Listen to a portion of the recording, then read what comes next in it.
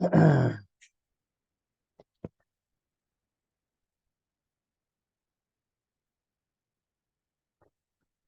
الحمد لله نحمده ونستعينه ونستغفره ونعوذ بالله من شرور أنفسنا ومن سيئات أعمالنا. من يهده الله فلا مضل له ومن يضلله فلا هادي له، وأشهد أن لا إله إلا الله وحده لا شريك له، وأشهد أن محمدا عبده ورسوله. يا أيها الذين آمنوا اتقوا الله حق تقاته ولا تموتن إلا وأنتم مسلمون.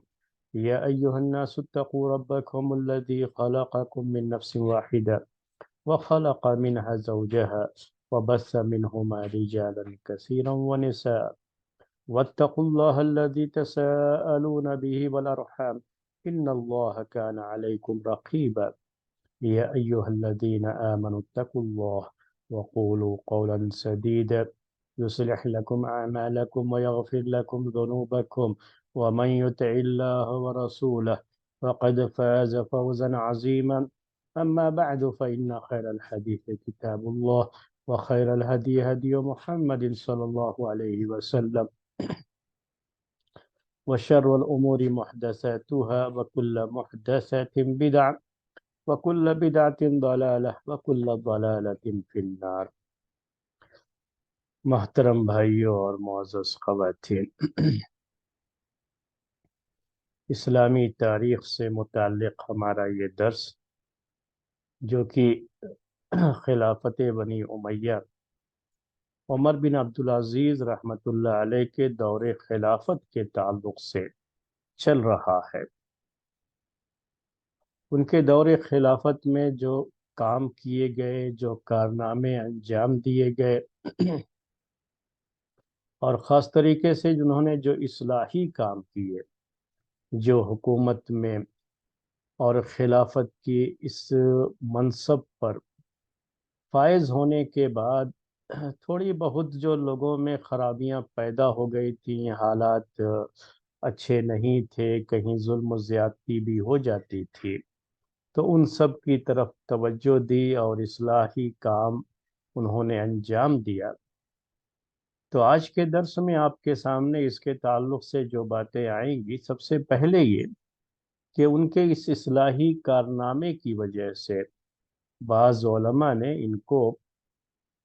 پہلی صدی کے بعد، اب دوسری جو صدی ہے، صدی یہ سینچری جسے آپ کہتے ہیں، اصل میں صدی کا مطلب ہوتا ہے 100 سال۔ تو 100 سال جو ہے، جو گزر گئے اسلامی تاریخ کے،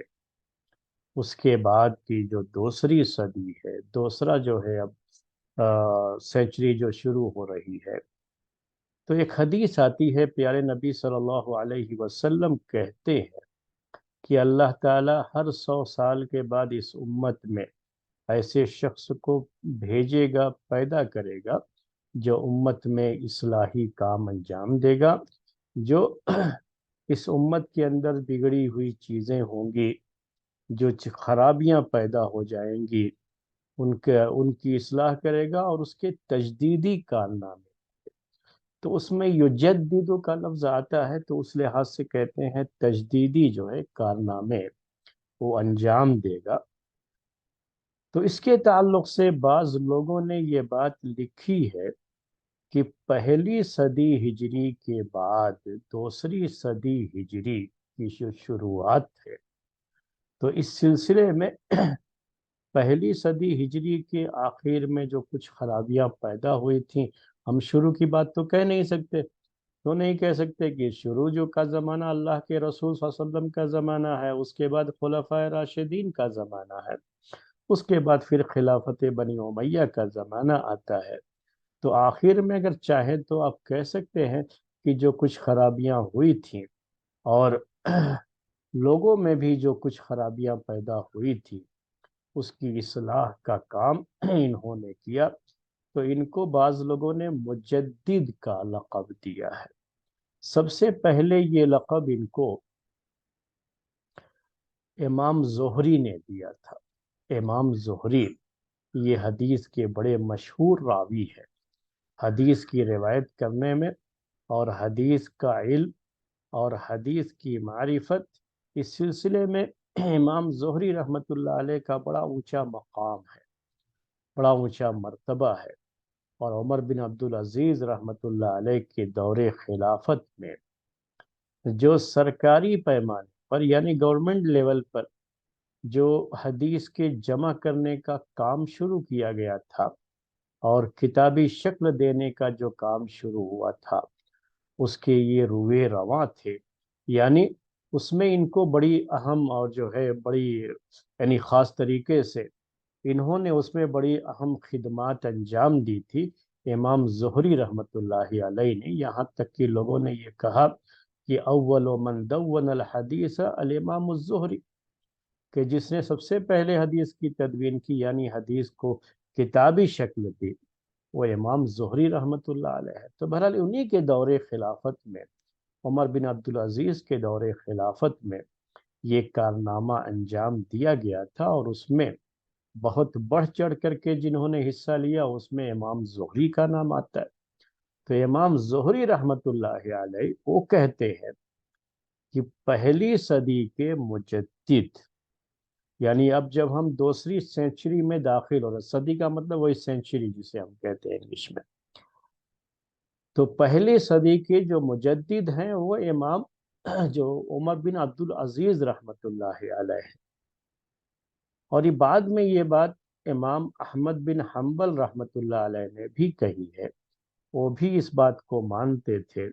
کہ عمر بن عبدالعزیز رحمۃ اللہ علیہ کا جو یہ کارنامہ ہے،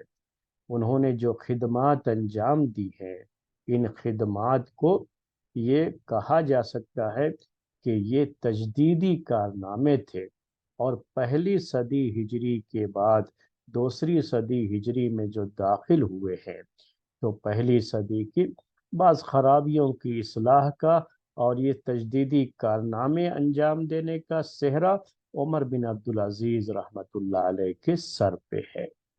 تو یہ ایک بات تھی جو آپ کے سامنے ہم نے ذکر کر دی۔ بعض لوگ ان کو مجدد مانتے ہیں، تو بہرحال اس میں تو کوئی شبہ نہیں ہے کہ وہ بہت نیک آدمی تھے، اور انہوں نے بہت سے اصلاحی کام انجام بھی دیے، اگرچہ کی جو باتیں جو قصے اور کہانیاں ذکر کی جاتی ہیں اس میں کسی حد تک مبالغہ بھی ہے،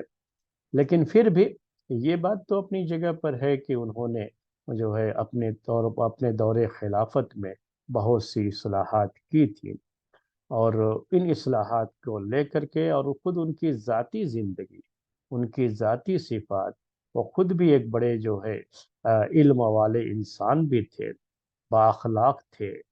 علم تھا، عمل بھی تھا، اخلاق بھی تھا، اور بہت سی خوبیاں جو ایک مسلمان کے اندر ہونی چاہیے، وہ خوبیاں ان کے اندر موجود تھیں، جو اچھی صفات ہونی چاہیے وہ صفات ان کے اندر موجود تھیں۔ یہ سب ان کی جو ذاتی زندگی کے تعلق سے باتیں ہیں، اس میں کوئی شبہ نہیں ہے کہ وہ اپنے آپ میں ایک بڑے متقی اور پرہیزگار شخص تھے۔ اس کے بارے میں باتیں آپ کے سامنے پہلے آ بھی چکی ہیں۔ تو عمر بن عبدالعزیز رحمۃ اللہ علیہ، انہوں نے اپنے دور خلافت میں جن کاموں کی طرف توجہ دی تھی اور زیادہ اس پر انہوں نے کام کیا تھا، اس کا بھی ذکر پہلے آپ کے سامنے آ چکا ہے۔ ان کے دور خلافت میں لوگ جو ان سے ملنے کے لیے بھی آتے تھے، اور اپنی اپنی شکایتیں بھی جو ہے درج کرایا کرتے تھے، لوگوں کی شکایتیں سنتے بھی تھے اور اس کو دور کرنے کی کوشش بھی کرتے تھے۔ انہوں نے اپنے دور خلافت میں کسی کو بھی گورنر بنانا ہو یا کسی کوئی عہدہ دینا ہو، کوئی بھی عہدہ، کوئی بھی منصب، کوئی بھی ذمہ داری اگر کسی کو دینا ہے، تو جو اس سلسلے میں اسلامی اصول ہے اسی اصول کو انہوں نے اپنایا۔ اسلامی اصول اس میں یہی ہے کہ آدمی کی صلاحیت دیکھی جائے گی، اس کا تقوی اور اس کی للہیت دیکھی جائے گی، اس کی پرہیزگاری دیکھی جائے گی، اس کا زہد اور اس کا ورع، کتنا نیک ہے آدمی وہ دیکھا جائے گا، کتنا امانت دار ہے وہ دیکھا جائے گا، اور کتنی صلاحیت ہے اس کے پاس، اسکل جسے آج کی زبان میں آپ کہتے ہیں نا۔ تو کوئی بھی شخص اپنے جس کام کے لیے اس کو متعین کیا جا رہا ہے، اس کو عہدہ دیا جا رہا ہے، اس کی کتنی اس کے پاس صلاحیت ہے، اس کی اسکل کیا ہے وہ دیکھنا ہے، اور ساتھ میں اس کی امانت داری دیکھنی ہے، اس کی دیانت داری دیکھنی ہے۔ تو یہ دو چیزیں وہ دیکھتے تھے، اور اسی پر لوگوں کو کسی بھی جگہ کا گورنر متعین کرتے تھے، اسی لحاظ سے ان کو بھیجتے تھے، ان کو ذمہ داریاں دیتے تھے۔ اور یہ اسلامی روح ہے، اس کا ہمیشہ خیال رکھنا چاہیے۔ لیکن یہ الگ مسئلہ ہے کہ اس دور میں بھی یہ چیزیں رہی ہیں، بعد کے دور میں بھی یہ چیزیں رہی ہیں، کہ لوگ اس چیز کا خیال کرنے کے بجائے رشتہ داریوں کا خیال کرتے رہے۔ کسی کو بھی کوئی عہدہ دینا ہے، کوئی مرتبہ دینا ہے، تو چاہے وہ زمانہ ہو چاہے آج کا زمانہ ہو، یہ کوئی مسئلہ نہیں ہے کہ اس زمانے کی بات ہے، یہ آج تک بھی یہ چیز موجود ہے کہ اس میں سب سے پہلے اب جو ہے رشتہ داری دیکھی جاتی ہے، جس کو ہم اقربا پروری کہتے ہیں، یعنی اپنے رشتہ داروں کا خیال کرنا، اپنے لوگوں کا خیال کرنا، اور وہ دیکھ کر کے کہ جو ہے یہ ہمارا رشتہ دار ہے، اس کے لحاظ سے اس کو عہدہ دینا، منصب دینا، اس کو کہیں کی گورنری دے دینا، کوئی جو ہے اور ذمہ داری دے دینا۔ تو یہ سب رائل فیملی جو ہوتی ہیں اسی میں اس چیز کو پورا تقسیم کرنا،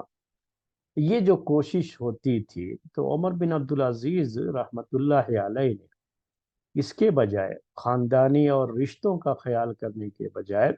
انہوں نے اس بات کو اہمیت دی کہ جس شخص کو ہم متعین کریں، ہم اس کے اندر دو چیزیں دیکھیں۔ ایک تو یہ ہے کہ اس کام کے لیے اس کے پاس اسکل ہے یا نہیں، وہ مہارت ہے یا نہیں، وہ صلاحیت ہے یا نہیں، اور دوسری بات یہ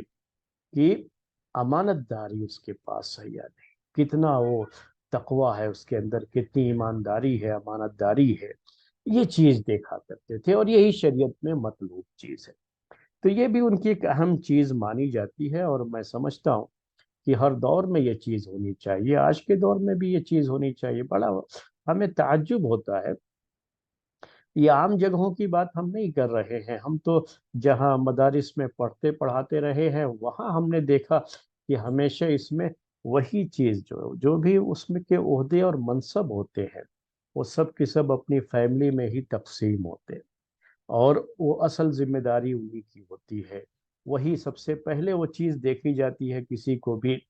کسی کوئی عہدہ دینے سے پہلے، یا دوسرے نمبر پر آئیں گے تو علاقہ دیکھتے ہیں کہ کس علاقے کے رہنے والے ہیں، ہمارے علاقے کے ہیں یا نہیں ہیں۔ تو یہ چیزیں سب کچھ جو ہے پائی جاتی، اور جب یہ مدارس میں جن کو ہم دین کے قلعہ کہتے ہیں وہاں یہ چیزیں پائی جاتی ہیں، تو پھر دوسری جگہوں پر آپ کیا سوچ سکتے ہیں کہ کیا یہ چیزیں نہیں پائی جائیں گی؟ یقیناً پائی جاتی ہیں۔ اکثر جگہوں پر آپ یہ بھی دیکھیں گے کہ آدمی کوئی ٹرسٹ بناتا ہے، ٹرسٹ کا مطلب یہ ہوتا ہے کہ وہ پبلک لیول کی چیز ہو جاتی ہے۔ مسجد ہوتی ہے، مدرسہ ہوتا ہے، یہ پبلک لیول کی چیز ہوتی ہے، یہ کسی کی ذاتی چیزیں نہیں ہوتی ہیں۔ لیکن جب وہاں پر ہوتا ہے ٹرسٹ بناتے ہیں تو فیملی ٹرسٹ بناتے ہیں، یعنی جو بھی اس میں لوگ رہتے ہیں نا، اس کے ممبر وغیرہ جو بھی رہیں گے، وہ ضروری ہوتا ہے ٹرسٹ بنانے میں کہ آپ کو جو ہے متعین کرنا پڑتا ہے، تو سب اپنے لوگوں کو ہی اس میں شامل کرنے کی کوشش کرتے ہیں، اور اس میں صلاحیت بھی نہیں دیکھی جاتی، اور ان کو اس کے جو ہے تجربہ، اس کی صلاحیت و علم ان کے پاس ہے یا نہیں، وہ سب نہیں دیکھا جاتا، اور نہ ہی ان کی دیانت داری، ان کی امانت داری دیکھی جاتی ہے۔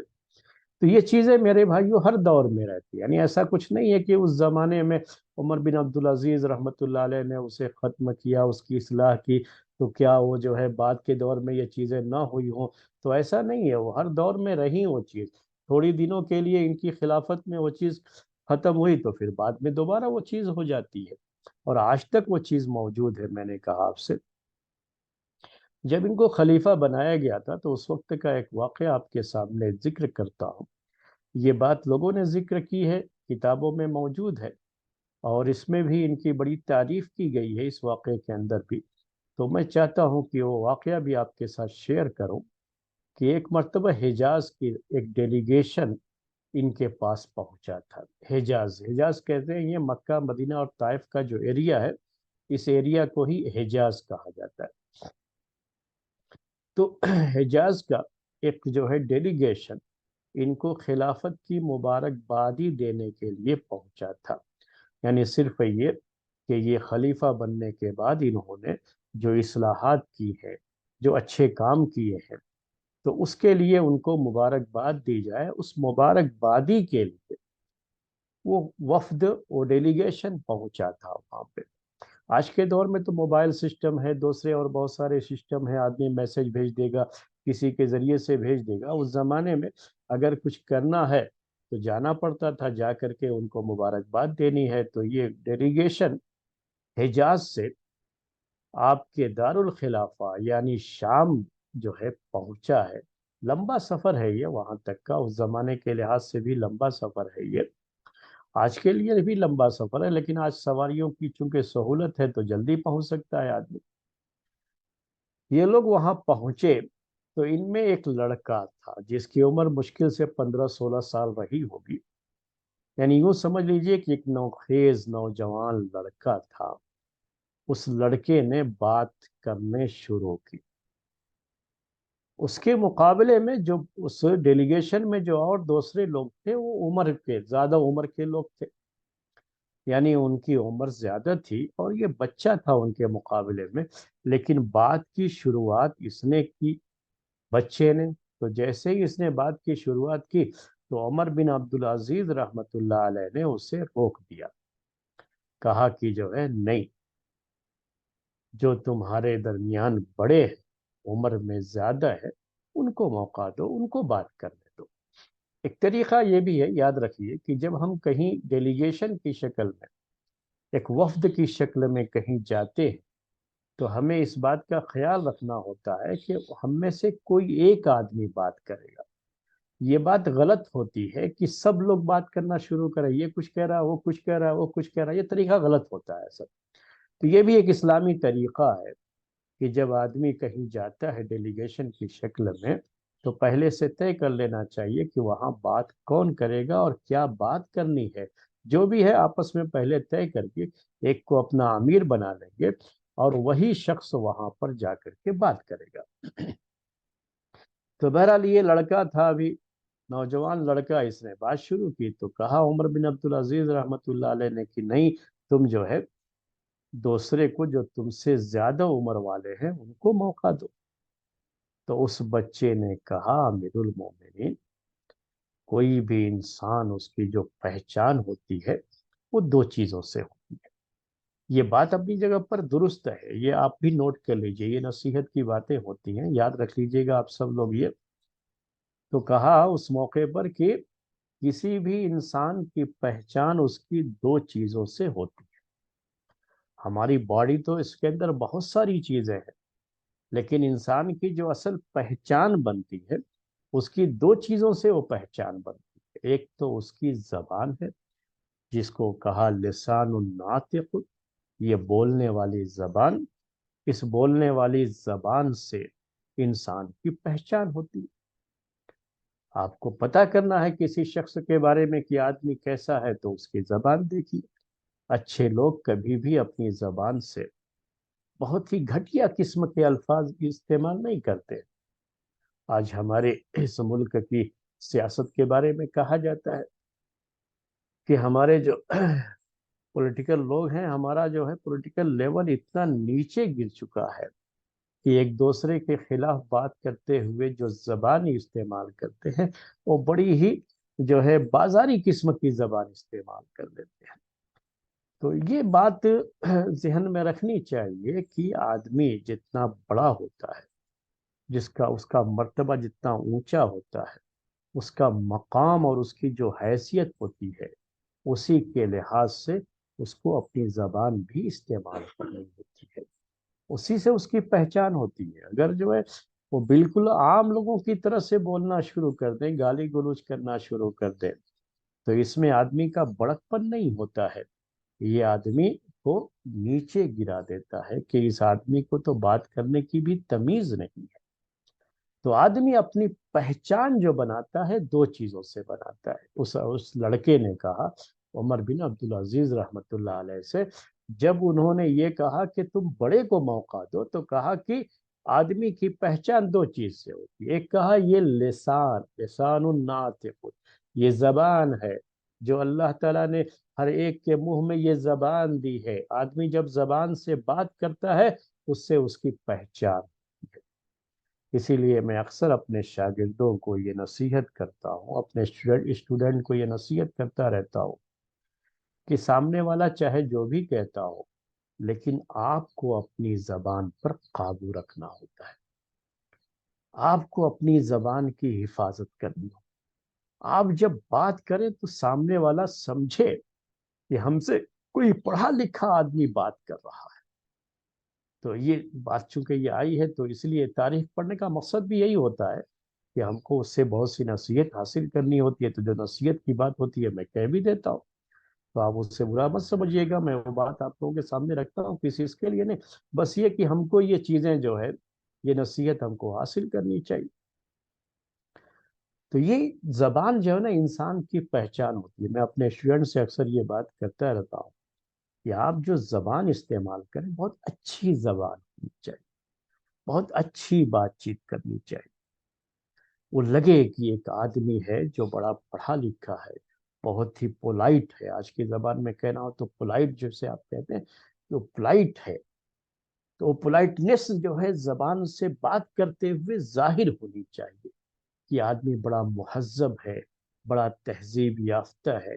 اور بہت ہی یعنی ایجوکیٹڈ ہے۔ اس طرح کی جو چیزیں آج کل جو زبان استعمال کی جاتی ہے اس کے لحاظ سے کہہ رہا ہوں،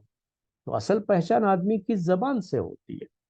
آدمی اپنے چہرے پر، اپنے ماتھے پر، اپنی پیٹھ پر اپنی ڈگریاں جو ہے چپکا کر کے نہیں چلتا ہے کہ لوگ دیکھیں کہ ہاں یہ پی ایچ ڈی کیا ہے، یہ کیا کیا، یہ کیا کیا۔ لوگوں کو یہ نہیں پتا چلتا ہے، لوگوں کو کیا پتا چلتا ہے؟ آدمی کا رہن سہن کیا ہے، آدمی کی زبان کیسی ہے، اس کے اخلاق کیا ہیں، یہ چیز لوگوں میں ظاہر ہوتی ہے۔ تو کہا کہ آدمی کی پہچان دو چیز سے ہوتی ہے، ایک لسان ناطق، اور دوسری بات کہی کہ قلب ذاکر، قلب ذاکر، ایسا دل جو اللہ کی یاد سے بھرا ہوا، جس میں اللہ تعالی کی یاد، ذاکر، ذاکر کا مطلب ہوتا ہے یاد کرنے والا، ذکر آپ سنتے رہتے ہیں لفظ، تو یہ جو ہے قلب ذاکر، یہ تو دل کا معاملہ اندر کا ہوتا ہے،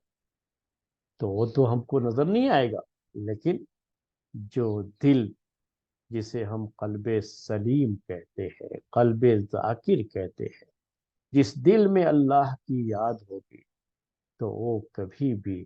کوئی بہت ہی نچلے درجے کی حرکت نہیں کرتا ہے، اس کو اس بات کا احساس ہوتا ہے کہ اللہ تعالیٰ کی یہاں اس کو جواب دینا۔ اور یہ دل کی جو چیز ہوتی ہے نا، یہی اصل میں زبان سے ظاہر بھی ہوتی رہتی ہے۔ تو اس کو کہا جاتا ہے زبان کو کہ یہ زبان یہ دل کی ترجمان ہے، یعنی دل کا جو معاملہ ہے، دل کی جو چیز ہے، یہ زبان ہی اسے ظاہر کرتی ہے۔ انسان کی زبان سے چیزیں نکل جاتی ہیں جو اس کے دل میں ہوتی ہیں۔ تو یہ کہا انسان کی پہچان ان دو چیزوں سے ہوتی ہے۔ اور اس کے بعد کہا کہ امیر المومنین سنیے، اگر معاملہ عمر کا ہوتا، زبان اور دل کا معاملہ نہیں ہے، یعنی اگر کسی کے پاس بولنے کی صلاحیت ہے اور وہ بولنا چاہتا ہے تو اس کو بولنے کا موقع ملنا چاہیے، اسے کہنے کا مطلب تھا۔ اور صرف اس وجہ سے کہ مجھ سے زیادہ عمر کے لوگ ہیں یہاں پر تو مجھے موقع نہ ملے، ان کو موقع ملے، تو اس چیز کو گویا کہ میں صحیح نہیں سمجھتا ہوں، اس لڑکے نے یہ کہا۔ اور پھر کہا کہ امیر المومنین اگر مسئلہ عمر کا ہوگا تو یاد رکھو کہ جس کرسی پر آپ بیٹھے ہو، جس مسند پر آپ بیٹھے ہو، جس عہدے پر اس وقت آپ ہو، عہدہ کیا ہے؟ امیر المومنین، خلیفہ بننے کا۔ تو کہا کہ اگر عمر کا خیال کریں گے تو اسی مجلس میں ایسے لوگ بھی ہیں جو عمر میں آپ سے بڑے ہیں، اگر عمر ہی کے لحاظ سے چیزیں ملنی ہیں تو پھر خلافت کی یہ گدی آپ کو نہیں بلکہ آپ سے زیادہ عمر والے کو ملنی چاہیے، آپ اس کے مستحق نہیں ہوں گے۔ یہ بات اس نے کہی تو عمر بن عبدالعزیز رحمۃ اللہ علیہ اس بہرحال سوچ میں پڑ گئے، بچہ تھا لیکن بات کرنے کا انداز دیکھیے، آپ خود سوچئے جو ہے کس انداز سے اس نے بات کی۔ کہا کہ اگر عمر کی بنا پر، کسی کی ایج کی بنا پر اگر کوئی عہدہ اس کو دیا جائے کوئی مقام اور مرتبہ دیا جائے تو آپ بھی خلیفہ نہیں بن سکتے، کیونکہ اس امت کے اندر آپ سے بھی زیادہ عمر کے لوگ موجود ہیں، ان کو خلیفہ بننا چاہیے، پھر آپ کیوں خلیفہ بنے ہوئے؟ یہ جواب سن کر کے کہا ٹھیک ہے لڑکے، تم ہی بات کرو۔ پھر اس نے جو ہے بات رکھی اپنی۔ میں یہ کہنا چاہ رہا ہوں، یہ قصہ ہے جو کتابوں میں ذکر کیا گیا ہے۔ میں نے بار بار یہ بات کہی ہے، آج پھر کہتا ہوں کہ ہم ان قصوں پر اعتماد نہیں رکھتے، یعنی ہم اس کو صحیح نہیں سمجھتے، کیونکہ عمر بن عبدالعزیز رحمۃ اللہ علیہ نے جو بات کہی تھی وہ حدیث کی روشنی میں کہی تھی، وہ حدیث کا مسئلہ تھا۔ اور اگر کوئی بات ویسی تھی تو جو بھی تھے لوگ وہاں مجلس میں وہ کوئی بات کہتے تھے اس سلسلے میں، لیکن جو ہے وہ بچہ اس انداز سے ان کے سامنے بات کرے تو یہ چیز بہرحال اسلامی جو آداب ہے، شریعت کے جو آداب ہیں اس کے خلاف ہے، یہ چیز حدیث کے بالکل خلاف ہے یہ چیز۔ تو ہم کیسے مان لیں گے کہ جو ہے عمر بن عبدالعزیز رحمۃ اللہ علیہ اور وہاں موجود سب لوگ اس حدیث سے ناواقف رہے ہوں گے؟ عمر بن عبدالعزیز رحمۃ اللہ علیہ نے پہلے جو بات کہی تھی کہ بڑے کو موقع دو نا، اصل میں حدیث میں بھی ہے۔ پیارے نبی صلی اللہ علیہ وسلم نے یہ بات کہی تھی، ایک مرتبہ ان کے پاس چند لوگ آئے، چند صحابہ، ان کو کوئی بات رکھنی تھی، تو آپ نے یہی کہا تھا کہ جو بڑے ہیں ان کو موقع دو، ان کو بات کرنے دو، اور یہ اسلامی طریقہ ہے۔ اور یہی بات کہی تھی عمر بن عبدالعزیز رحمۃ اللہ علیہ نے۔ اس قصے کے لیے بات کر رہا ہوں، تو اس بارے میں وہ بچہ اس طرح کا جواب اگر دیا تو اس کو ماننے کے بجائے یہ کہنا چاہیے تھا نہیں بھائی، یہ حدیث میں ہے کہ جب لوگ کہیں جاتے ہیں تو جو بڑا ہوتا ہے عمر میں اس کو موقع دیا جاتا ہے۔ ہاں اگر پہلے سے ہی لوگ طے کر لیں کہ وہ بڑا تو ہے عمر میں لیکن وہ بات اتنے اچھے انداز سے نہیں کر سکتا، تو یہ بات ہے صلاحیت کی، جو بات ہے نا اسکل کی، اس کا بھی لحاظ ہوتا ہے، اس کا بھی خیال ہوتا ہے۔ میں نے آپ سے کہا کہ جب ڈیلیگیشن کہیں جاتا ہے تو یہ ہوتا ہے کہ وہ آپس میں پھر طے کر لے سکتے ہیں کہ بڑا جو آدمی ہے وہ نہ بات کر کے اپنا، یہ حق ہے لیکن اس کا وہ کسی اور کو بھی دے سکتا ہے جو اچھی انداز سے بات کر سکتا ہے۔ تو اس میں یہ کوئی منع نہیں ہے شریعت کے اندر، وہ کر سکتے تھے۔ تو اگر ایسا کچھ تھا کہ یہ ڈیلیگیشن آنے سے پہلے انہوں نے یہ طے کر لیا ہو یہ بچہ ہی ہماری طرف سے بات کرے گا، تو یہ کہنا چاہیے تھا کہ ٹھیک ہے آپ کی بات بالکل صحیح ہے امیر المومنین، لیکن ہمارے بڑے لوگوں نے یہ فیصلہ کیا تھا، یہ کہا تھا کہ میں بات کروں گا، انہوں نے مجھے متعین کیا، اس لیے میں جو ہے آپ کے سامنے بات رکھ رہا ہوں، یہ کہنا چاہیے تھا اس کو، اگر ایسی کوئی بات تھی تو۔ لیکن ایسی کوئی بات تو نہیں ہے، اس میں اس واقعے میں یہ سب باتیں نہیں ذکر کی گئی ہیں۔ تو میرے بھائیوں یہ مسئلہ تھا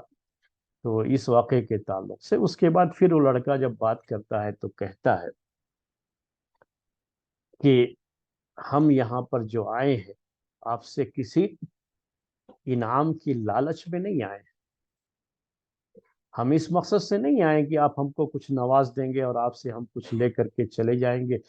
تو ہم اس مقصد سے نہیں آئے ہیں۔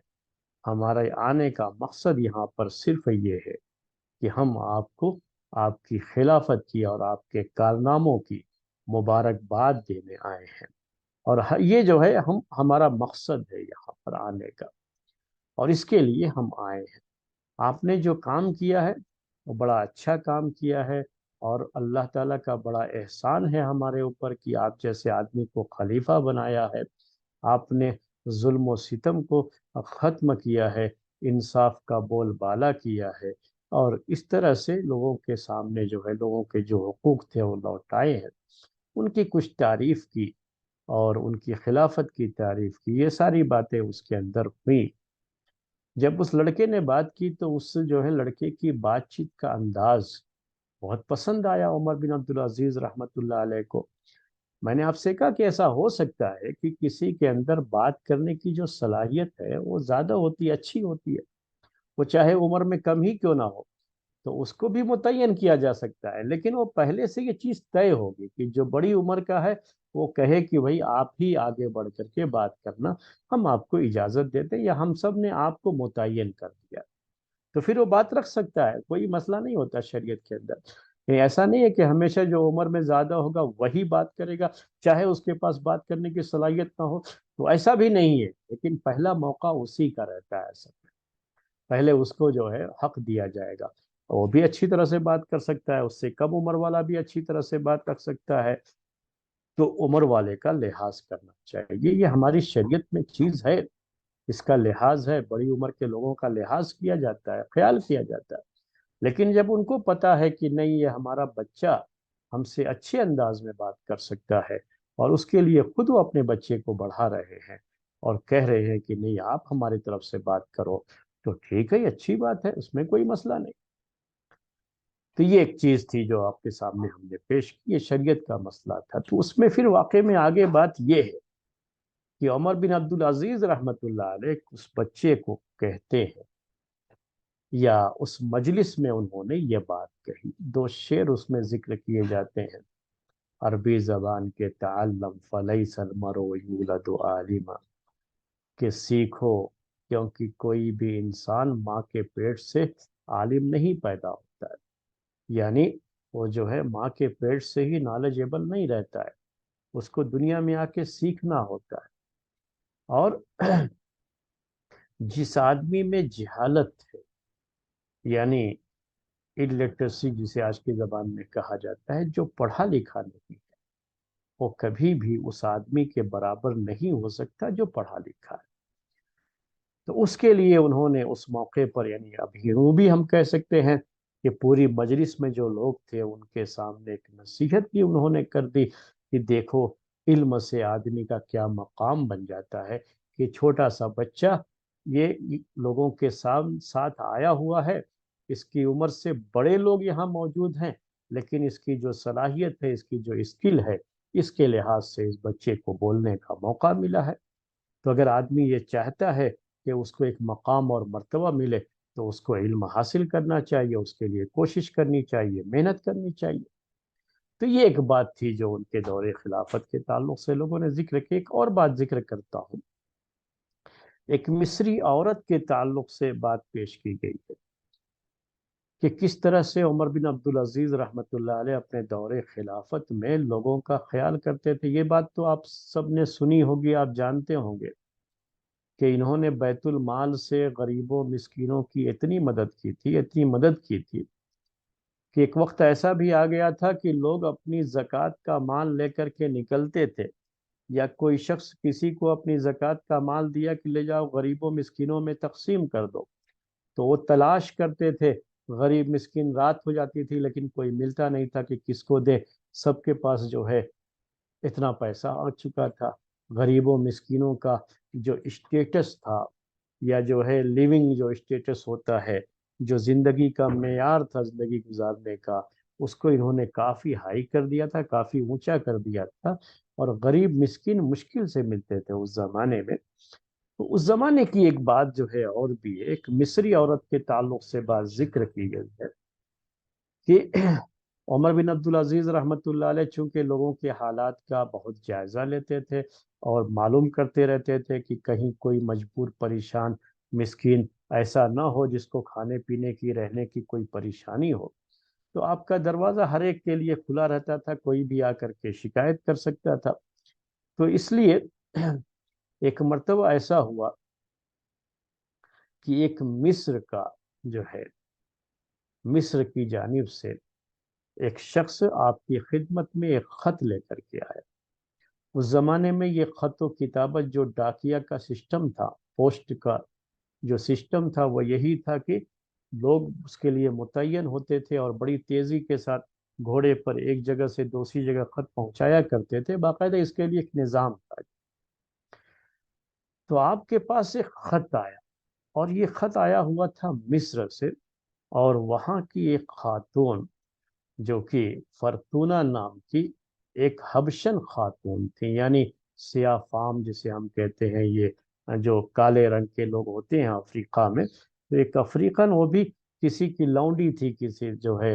اور اس کو آزاد کر دیا گیا تھا، کسی زمانے میں وہ لونڈی تھی، ایک کالی کلوٹی افریقن لونڈی جسے آزاد کیا گیا تھا، فرتونہ نام کی، اس نے جو ہے یہ خط لکھا تھا، اور اس خط میں یہ بات لکھی تھی کہ میرے گھر کی جو دیوار ہے بہت چھوٹی ہے، یعنی اس کی ہائٹ جو ہے کم ہے دیوار کی، جس کی وجہ سے ہوتا یہ ہے کہ چور جو ہے میری دیوار کو فلانگ کر کے اس پہ چڑھ کر کے آ جاتے ہیں اور میری مرغیاں چرا لے جاتے ہیں. یعنی اس کی وجہ سے ہم کو پریشانی ہے، ہماری جو سیفٹی ہے نا، سیفٹی کا مسئلہ ہے کہ اس کی وجہ سے، دیوار کی وجہ سے، دیوار چونکہ ہائٹ کم ہے اس کی وجہ سے وہاں چور آ جاتے ہیں، مرغیاں چورا لے جاتے ہیں. ان کے پاس یہ خط پہنچا تو انہوں نے باقاعدہ جواب میں خط لکھا. اب ان کے جو مصر کے گورنر تھے ان کے پاس جو ہے یہ خط لکھا. مصر کے وہ گورنر جو ہے ایوب بن شرحبیل تھے. ان کے پاس یہ خط لکھا کہ مجھے یہ پتہ چلا ہے کہ یہاں ایک شخص کی، مصر میں ایک شخص کی آزاد کی ہوئی لونڈی فرتونہ نام کی، اور اس کے گھر کی جو دیوار ہے، جو ہائٹ ہے وہ کم ہونے کی وجہ سے اس کے گھر میں چوری ہو جاتی ہے، اس کی مرغیاں لوگ چرا لے جاتے ہیں، تو اس کی سیفٹی کا مسئلہ ہے. اس لیے آپ جو ہے یہ خط ملتے ہی وہاں جا کر کے اس کی دیوار کو اونچا کرنے کا انتظام کیجیے اور اپنی نگرانی میں اس کی دیوار کو مضبوط بنائیے اور اونچا کر دیجیے. تو وہ امیر المومنین کا یہ خط ملا ان کو، وہاں مصر کے گورنر کو، تو انہوں نے جا کر کے خود اپنی نگرانی میں یہ کام انجام دیا. اسی طریقے سے انہوں نے روم کا جو بادشاہ تھا، ادھر جو بھی جو ہے لوگ تھے وہاں، اس کے یہاں جو مسلمان قیدی تھے وہ سب کو چھڑانے کے لیے انہوں نے بہت سے جو ہے لوگوں کو، جو کہ دوسروں کے یہاں قید تھے، ان کے یہاں بھی، یعنی مسلمانوں کے یہاں بھی، اسلامی حکومت میں بھی بعض لوگوں کو ان کے بعض غلطیوں کی وجہ سے یا ظلم کی وجہ سے بھی بعض لوگوں کو جیلوں میں جو ڈالا گیا تھا، تو ان کو بھی یہ جیلوں سے آزاد کرتے تھے اور چھوڑا دیتے تھے. اسی طریقے سے وہ مسلمان فوجی جو دشمن کی قید میں ہوتے تھے، اسلامی فوج میں جو لوگ شامل تھے، کبھی ایسا ہوتا ہے کہ وہ دشمن کے علاقے میں ان کو گھیر کر کے پکڑ لیا گیا اور جیل میں ڈال دیا گیا، تو ایسے جو جیل میں لوگ ہوتے تھے ان کے تعلق سے بھی ان کو چھڑانے کے لیے انہوں نے فدیہ دے کر کے، جو بھی اس حکومت کا مطالبہ ہو وہ دے کر کے ان کو چھڑا لیا جائے، اپنے لوگوں کو چھڑا لیا جائے، وہاں سے بچا لیا جائے. یہ بڑی اہم چیز ہوتی ہے کہ ہر مسلمان کا خیال ہونا چاہیے. تو اپنے مسلمان قیدی اگر دشمن کی قید میں ہیں، ان کی جیلوں میں ہیں، تو ان کو بھی چھڑانے کا بندوبست ہونا چاہیے. تو یہ کام بھی انہوں نے ان حکومتوں کو خطوط لکھ کر کے یہ کام بھی انہوں نے انجام دیا. ایک مسئلہ یہ بھی ہوتا ہے کہ لوگ قرضہ لیتے ہیں. آج کے دور میں یہ چیز بہت زیادہ ہے ہمارے یہاں، تو اس ملک میں آپ جانتے ہیں کہ لوگ بینکوں سے قرضہ لیتے ہیں، اس کے بعد واپس نہیں کرتے ہیں، پھر قرضوں کی معافی کا ایک سلسلہ ہوتا ہے، تو لون لے کر کے پھر لون کو معاف کروانا، کسانوں کے لون معاف کرنا، یہ سب چیزیں چلتی رہتی ہیں نا. تو عمر بن عبدالعزیز رحمۃ اللہ علیہ کے دور خلافت میں ایک چیز انہوں نے یہ بھی کی تھی کہ اپنے عاملوں کو یہ انہوں نے خط لکھا. عامل سے مراد گورنر کا، بی پی عربی میں، یہ ذہن میں رکھیے گا. اپنے گورنروں کو خط لکھا کہ جن کے اوپر قرضے کا بوجھ ہے، اس کا قرضہ اگر ادا نہیں ہو پا رہا ہے تو بیت المال سے قرضے کو ادا کرنے کے لیے کوشش کی جائے، اس کا قرضہ ادا کیا جائے. اس کی وجہ سے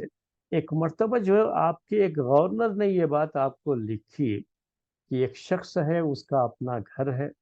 اس کے پاس ایک خادم بھی ہے، اس کے گھر کے سامان بھی ہے، گھوڑا بھی ہے، اور وہ قرضہ بھی اس کے اوپر ہے. اور اگر وہ یہ کہتا ہے کہ ہمارا یہ قرضہ بیت المال سے ادا کر دیا جائے، تو کیا ایسے لوگوں کا بھی قرضہ بیت المال سے ادا کیا جائے گا جن کے گھر میں تھوڑی بہت سہولت تو موجود ہے؟ تو آپ نے وہ جواب لکھا کہ جہاں تک گھر کی بات ہے تو سر چھپانے کے لیے جگہ تو ہونی چاہیے. اس زمانے میں گھر بہت زیادہ عالیشان تو نہیں بنتے تھے، بس تھوڑا بہت 19-20 کا فرق رہے گا. کچھ لوگوں کے پکے مکان ہوں گے، کچھ لوگوں کے چھپر ہوں گے، بس یہی فرق جو ہے. اور مکان بنانا کوئی بڑا مشکل کام اس زمانے میں نہیں تھا، اس کے لیے بڑا خرچہ نہیں تھا. آج کی طرح سے زمینوں کی قیمت کوئی بہت زیادہ نہیں تھی، بلکہ زمینیں مفت مل جایا کرتی تھیں۔ آدمی جو غیر آباد زمین ہے جا کر کے وہاں خود ہی اسے آباد کر لے، وہ اس کی زمین بن جاتی تھی، خریدنے کی بھی ضرورت نہیں ہوتی۔ تو کسی کے پاس گھر ہونا، یہ اس زمانے میں یہ مطلب نہیں ہوتا تھا کہ وہ آدمی مالدار ہے۔ یہ بات ذہن میں رہے آپ کے، یہ چیز جو ہے میں اس لیے تھوڑا سا کہہ دیا ہوں۔ آج کے کی طرح کا مسئلہ نہیں ہے، آج کیا ہے کہ کسی کے پاس گھر ہے تو اس کا مطلب کہ ہاں تو آدمی ایک حیثیت والا ہے کہ گھر ہے اس کا اپنا، ورنہ تو کرائے پر رہنا پڑتا ہے، لوگوں کو کرائے پر رہتے ہیں لوگ جو، اور یہی زیادہ لوگ کا مسئلہ رہتا ہے کہ وہ کرائے پہ رہتے ہیں، کیونکہ زمین خریدنا اور پھر اس پہ مکان بنانا بہت بڑا خرچہ ہوتا ہے، تو اتنا آسان نہیں ہوتا ہر ایک کے لیے کہ اس کو برداشت کر سکے، تو چونکہ اس کی قیمتیں بہت زیادہ ہو چکی ہیں تو اس زمانے میں یہ مسئلہ نہیں ہوتا تھا۔ اس لیے آپ دیکھیں گے کہ غریب سے غریب آدمی جس کے پاس کچھ بھی نہ ہو تو اس کے پاس بھی رہنے کے لیے گھر تو ہوتا تھا، کیونکہ کرائے پر رہنے کا رواج نہیں تھا، اپنا ہی چاہے چھپر ہی رہے گا لیکن اپنا گھر تو رہے گا۔ اور زمین، ہم نے آپ سے کہا کہ زمین یہ ویسے ہی جو زمینیں جو پڑی ہوتی تھی جنگلات کی شکل میں، وہاں پر جا کر کے وہ جو آبادی سے قریب علاقہ ہوتا تھا وہ خود ہی جو ہے وہ درخت وغیرہ کاٹ کر کے اس کو برابر کر کے خود ہی مزدور بن کر کے کام کر کے اس کو چھپر ڈال کر کے وہاں رہنا شروع کر دیتے تھے، یہ ان کی جگہ ہو جاتی تھی، یہ بھی تھا اس زمانے میں۔ تو یہ ایک چیز تھی کہ گھر ہے تو اس کے بارے میں لکھا کہ گھر تو ہونا چاہیے نا سر چھپانے کے لیے کسی کے پاس بھی۔ اس کے بعد جو ہے گھر کے کاموں کے لیے اگر کوئی نہیں ہے تو خادم کی بھی ضرورت پڑ سکتی ہے، تو اگر خادم بھی ہے تو کوئی مسئلہ نہیں ہے، اس میں بھی کوئی حرج کی بات نہیں ہے۔ اور گھوڑا تو رہنا چاہیے نا مسلمان کے پاس، گھوڑے کو پالنے کے لیے اللہ کے رسول صلی اللہ علیہ وسلم نے بھی بڑی ترغیب دلائی تھی کہ جہاد کے موقع پر یہ کام آتے ہیں گھوڑے، تو وہ بھی ایک اچھی چیز ہے، انہوں نے گھوڑا اپنے پاس رکھا ہے، پال رکھا ہے، تو یہ جہاد کے موقع پر کام ہونے کی بات ہے۔ گھر کے جو ضروری فرنیچر ہے، ضروری سامان ہے، کھانا بنانا ہے، کرنا ہے، تو کچھ نہ کچھ تو گھر میں رہنا چاہیے نا۔ تو اگر گھر میں کچھ سامان بھی ہے جس میں وہ کھانا وغیرہ بناتے ہیں، تو ان سب کے ہونے کے باوجود بھی اگر وہ مقروض ہے، قرضہ ہے اس کے اوپر، اور وہ نہیں ادا کر پا رہا ہے، تو بیت المال سے آپ اس کا قرضہ ادا کرو۔ یہ مت دیکھو کہ یہ آدمی جو ہے اس کا گھر ہے، یہ کیا، وہ گھر ہو سکتا ہے لیکن اور اس کی ضرورت ہے رہنے کی، کوئی بہت لگژری قسم کا ہو تو بات دوسری ہے، آپ کہہ سکتے ہیں معمولی گھر جو اس زمانے میں لوگ رہتے تھے وہ معمولی گھر ہوتے تھے، تو اس طرح کے گھر ہونے سے یہ مطلب نہیں ہو گیا کہ وہ آدمی بہت مالدار ہے، اب اس کی بیت المال سے کوئی مدد نہیں کی جا سکتی۔ تو یہ سب چیزیں ان کے زمانے میں رہی، یہ سب جو ہے حالات بھی رہے۔ ایک اور بات آپ کے سامنے جو ہے بیان کرتا ہوں، اسی طرح سے ایک عراق کی عورت کے بارے میں بیان کیا جاتا ہے، ان کی جو ہے تاریخ جو بیان کی گئی ہے کہ ان کے دور خلافت میں عراق سے ایک عورت ان کی خدمت میں ملنے کے لیے آئی، عراق سے آئی۔ اس واقعے کو بھی سنیے گا، اور ذرا میں نے جو آپ سے بار بار کہا ہے نا کہ اس میں سب مبالغے سے بھی کام لیا گیا ہے، یہ چیزیں جو ہے ذرا اسی انداز سے ہوئی ہوں ایسا نہیں ہو سکتا ہے کہ کچھ چیز ہوئی ہو لیکن اس میں بعد میں کچھ چیزیں اور داخل کر دی گئی ہوں، مبالغہ کر دیا گیا ہو۔ تو اس کو بھی آپ کو میں پہلے قصہ بیان کرتا ہوں، پھر اس کے اندر بتاتا ہوں کہ اسلامی لحاظ سے بھی، اسلامی شریعت کے لحاظ سے اس میں کون سی چیزیں ہیں جو جائز نہیں ہیں اور قصے کے اندر ذکر کی۔ تو اس میں یہ ہے کہ ایک عراق سے ایک عورت ملنے کے لیے آئی۔ عراق کا علاقہ شام کے علاقے سے کافی دور ہے، عراق وہی ہے جو آج بھی آپ عراق کہتے ہیں، اور کوفہ، بصرہ، بغداد کا جو ایریا ہے اسی کو کہا جاتا ہے۔ پھر شام اس سے ذرا دور ہے، تو دور ہی اس زمانے میں لمبا سفر تھا، یہ کوئی معمولی سفر نہیں تھا۔ آج کے دور میں چونکہ سہولتیں ہیں تو جلدی آدمی پہنچ جاتا ہے، نہیں تو اس زمانے میں یہ سفر لمبا سفر مانا جاتا تھا۔ آ کر کے جو ہے دیکھا تو وہاں کوئی دربان نہیں تھا، کوئی جو ہے سیکورٹی گارڈ نہیں تھا، گھر کے اندر ملنے کے لیے آئیں تو گھر کے اندر کچھ نہیں ہے، اور سیدھے گھر کے اندر چلی گئی۔ لوگوں نے کہا اگر ان سے ملنا ہے تو سیدھے اندر چلی جاؤ، گھر کے اندر چلی جاؤ۔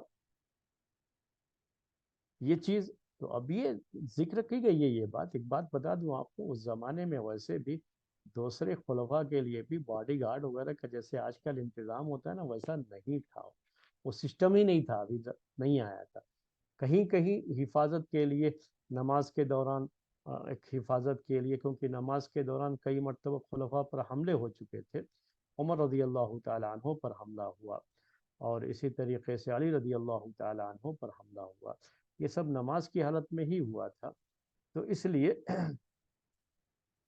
معاویہ رضی اللہ تعالیٰ عنہ نے اپنے دور خلافت میں جب وہ نماز پڑھاتے تھے تو ایک آدمی کو متعین کرتے تھے وہاں پر نگرانی کے لیے کہ کوئی نماز کی حالت میں پیچھے سے آ کر کے حملہ نہ کرے.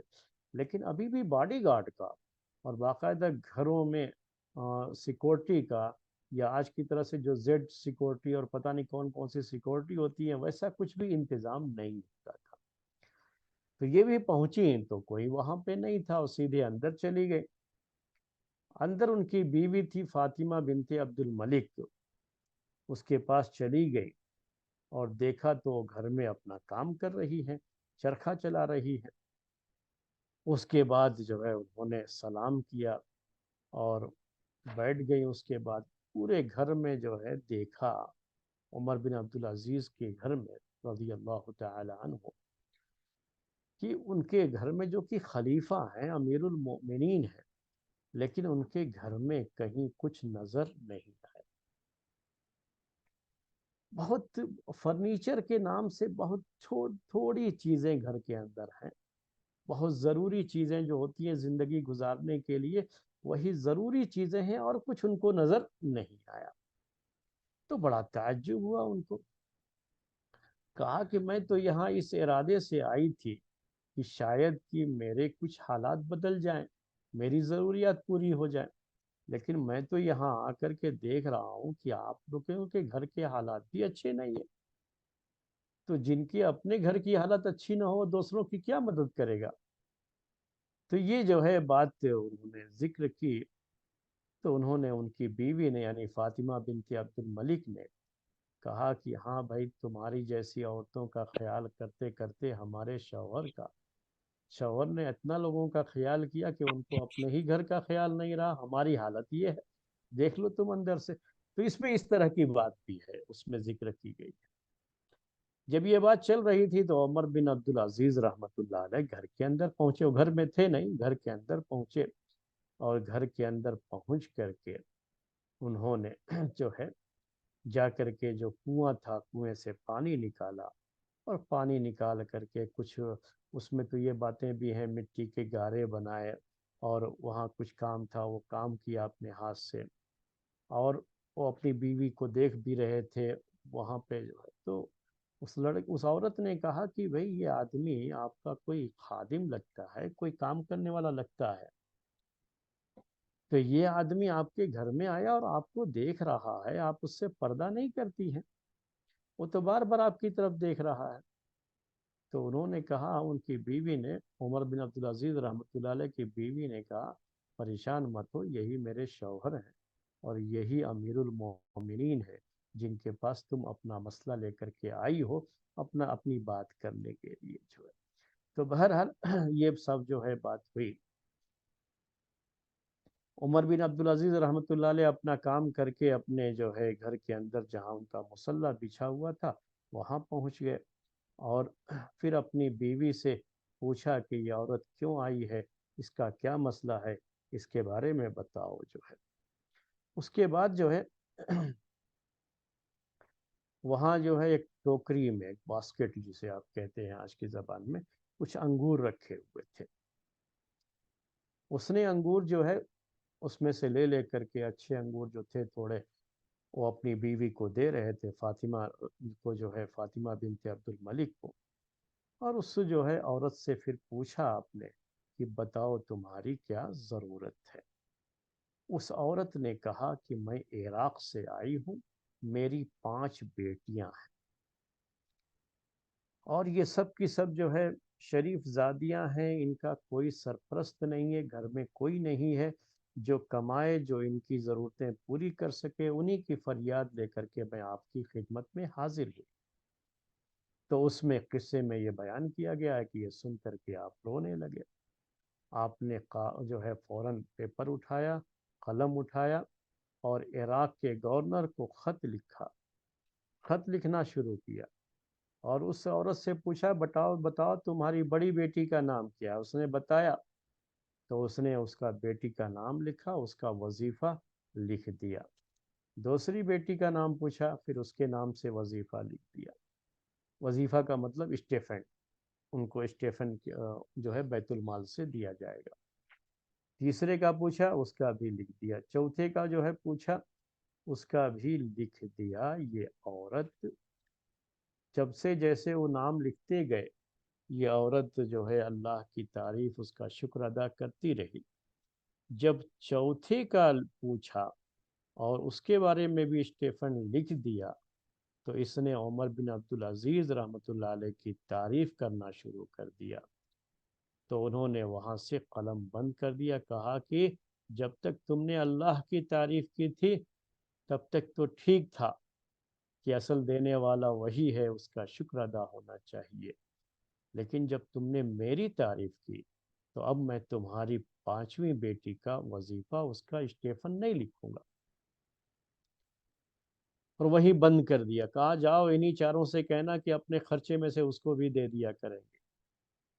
یہ سب جو ہے یہ ایک واقعہ ہے جو ذکر کیا گیا ہے.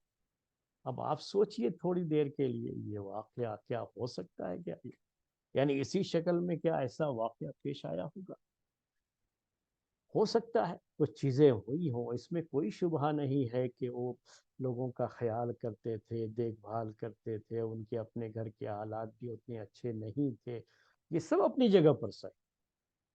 لیکن اگر آپ اسلامی لحاظ سے سوچیں، یہ واقعہ جو میں نے بیان کیا ہے کتابوں میں جو لکھا ہوا ہے، اگر آپ اسلامی لحاظ سے سوچیں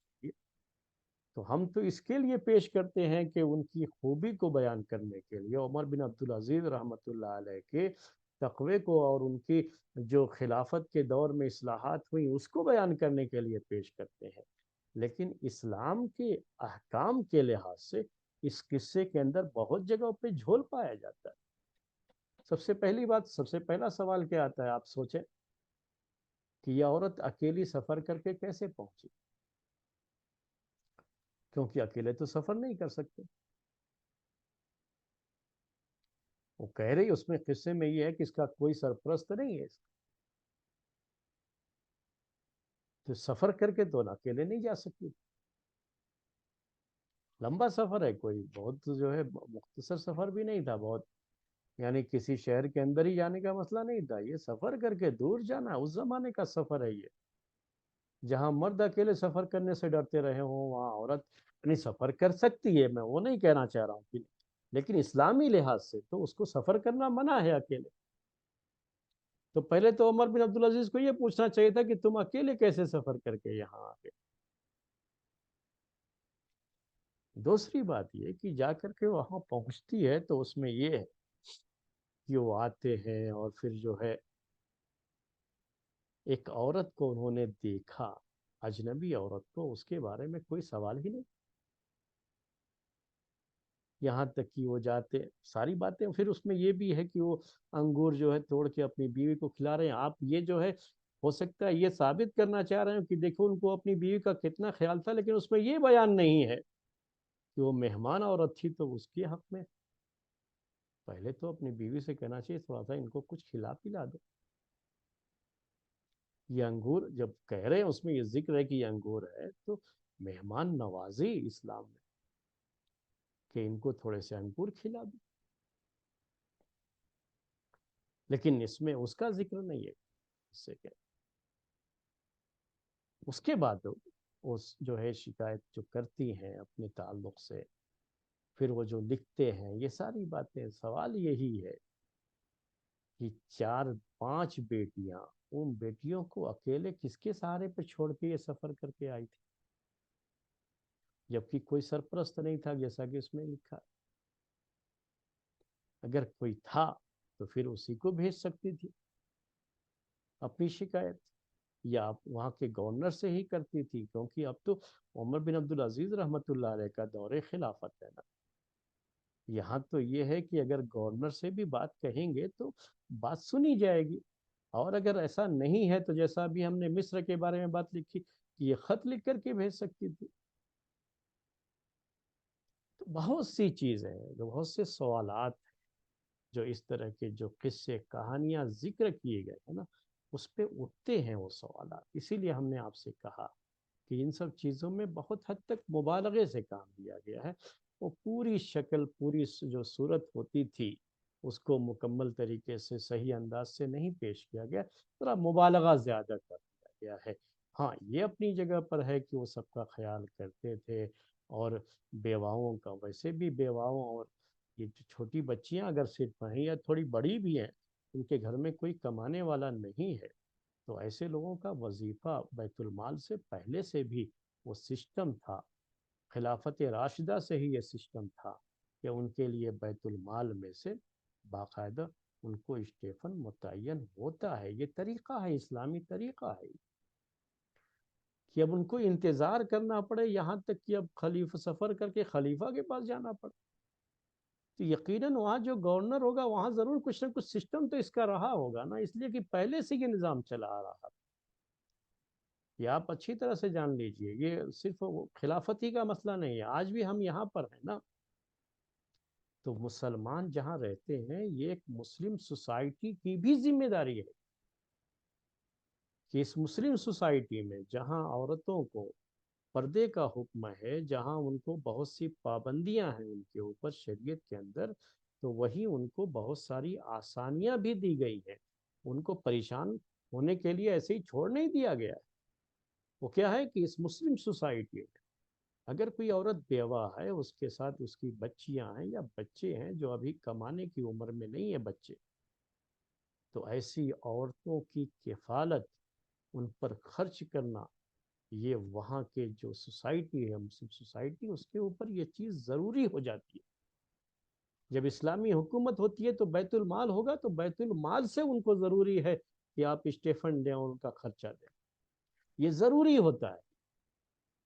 یعنی کوئی آپشنل چیز نہیں ہے شریعت میں، یہ فرض چیز ہے۔ ابھی بھی ہم لوگوں کی بھی یہ ذمہ داری ہے کہ ہمارے سماج میں، سوسائٹی میں کہاں لوگ اس طرح کے ہیں۔ زکوٰۃ کا یہ نظام اس کے لیے رکھا گیا ہے اسلام میں۔ تو زکوٰۃ کا جو اجتماعی نظام ہوتا ہے، جس میں بیت المال کا قیام ہوتا ہے، اس کے ذریعے سے ان سب کی مدد کی جاتی ہے، انہی کے لیے یہ جمع ہوتا ہے بیت المال۔ تو ظاہر سی بات ہے اب اس کے لیے، اب اس کو وہاں تک جانا، پھر اور اب تک اس کا خرچہ کیسے چل رہا تھا،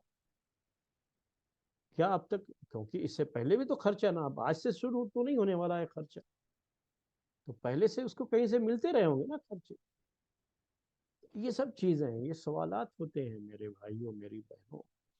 جو اٹھتے ہیں، اس طرح کے قصے جو بیان کیے جاتے ہیں، لیکن ہے یہ قصے ذکر کیے گئے،